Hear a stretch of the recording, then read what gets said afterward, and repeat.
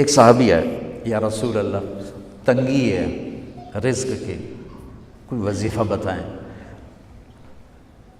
کتنے لمبے لمبے وظیفے لوگ پڑھ رہے ہیں کہ کاروبار کھل جائے اور روزی بڑھ جائے، کتنے لمبے چوڑے، کتنے کتابوں میں ایڈے ایڈے بڑے وظیفے لکھے پہ، پڑھوں جو بندہ بڈھا ہو جائے۔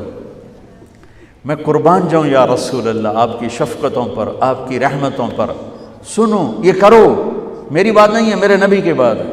تجربے کی وجہ سے کرو گے تو کچھ نہیں ملے گا، یقین سے کرو گے تو دروازے کھلتے دیکھو۔ کہ یا رسول اللہ ارید ان یوسع علی رزقی، میں چاہتا ہوں میری روزی کھل جائے۔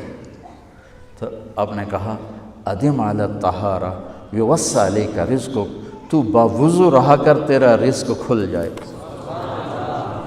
کوئی زور لگتا ہے وضو؟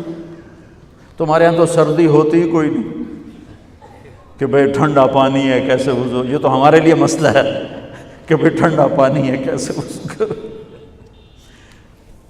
وہ ہمارے گاؤں کا مراسی مجھے مل گیا، میں نے کہا چل نماز پڑھے گی، نہیں جی میاں جی سردی بڑی نہ لے جاؤں، سردی بڑی، مراسیوں کو سردی زیادہ لگتی ہے۔ میں نے کہا نہیں آج تک نماز پڑھا کے چھڑنا ہے۔ میں اس کو لے کے جب وہ ٹوٹی پہ بیٹھا نا، جو ہی ہاتھ پہ پائیں، اوہ حالے ہو ٹھنڈا پانی، اوہ حالے ہو ٹھنڈا پانی۔ تمہارے لیے تو یہ مسئلہ بھی نہیں کہ ٹھنڈا پانی، میرے نبی کی یہ سارا مجمع لے لو، یہ اوپر مستورات لے لیں۔ ادم علی الطہارہ یوسع علیک رزقک، میرے نبی نے فرمایا باوضو رہنا شروع کر دے، اللہ تیرا رزق کھول دے گا۔ اب یہ اللہ رسول کی آپس کی بات ہے تو میری بات ہوتی تو دیوار پہ مار دو، تجربہ کرو۔ نبی کی بات کو تجربہ کر کے نہیں کرتے، یقین کے ساتھ کرتے ہیں۔